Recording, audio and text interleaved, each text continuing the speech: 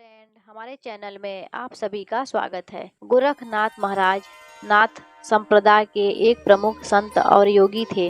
वे आध्यात्मिक साधना, योग और ज्ञान के लिए विख्यात हैं। गोरखनाथ जी ने अनेक चमत्कारिक घटनाओं और शिक्षाप्रद कथाओं के माध्यम से समाज को प्रेरित किया है। यहाँ उनके जीवन से जुड़ी कुछ प्रचलित कथाएं। गोरखनाथ जी को उनके गुरु मच्छिंद्रनाथ ने दीक्षा दी थी। मच्छिंद्रनाथ जी का मानना था कि सांसारिक माया में फंसने से योगी का पतन हो सकता है।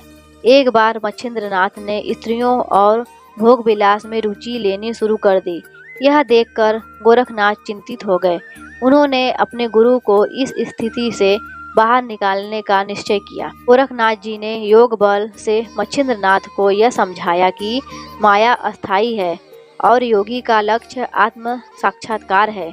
उन्होंने गुरु को ध्यान और योग के माध्यम से उनके सच्चे स्वरूप को बोध कराया।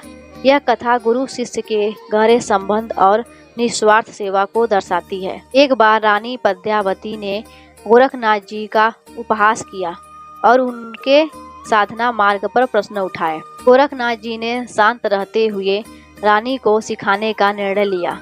उन्होंने अपनी योग शक्ति से रानी को यह अनुभव कराया कि सांसारिक ऐश्वर्य और वैभव क्षणिक है। गोरखनाथ ने उन्हें यह दिखाया कि साधना और तपस्या से जो आंतरिक शांति मिलती है वह बाहरी वैभव से कहीं अधिक महत्वपूर्ण है। इस घटना के बाद रानी ने गोरखनाथ जी से क्षमा मांगी और उनके प्रति श्रद्धा प्रकट की। गोरखनाथ जी के जीवन की एक और प्रसिद्ध कथा है। जब वे एक गांव में भिक्षा मांगने पहुँचे, गांव की एक निर्धन स्त्री ने उनकी सेवा के लिए जो भी साधन उपलब्ध थे वह अर्पित किए। गोरखनाथ जी ने अपनी कृपा से उसके पात्र में अमृत भर दिया। इस घटना से यह संदेश मिलता है कि सेवा और भक्ति में साधन नहीं बल्कि भावना महत्वपूर्ण होती है।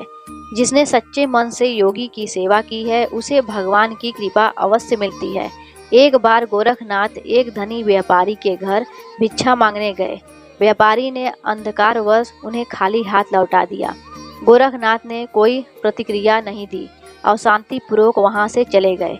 लेकिन कुछ समय बाद उस व्यापारी का सारा धन नष्ट हो गया। जब व्यापारी अपनी गलती का एहसास किया तो वह गोरखनाथ के पास क्षमा मांगने पहुंचा।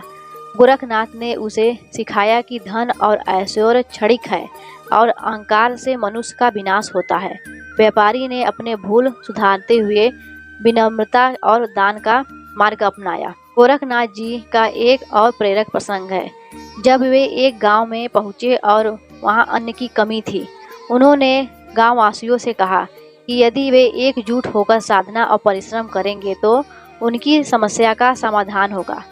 गोरखनाथ जी ने अपने तप और साधना से अन्नपूर्णा माता को प्रसन्न किया। माता के आशीर्वाद से गांव में अन्न की भरमार हो गई।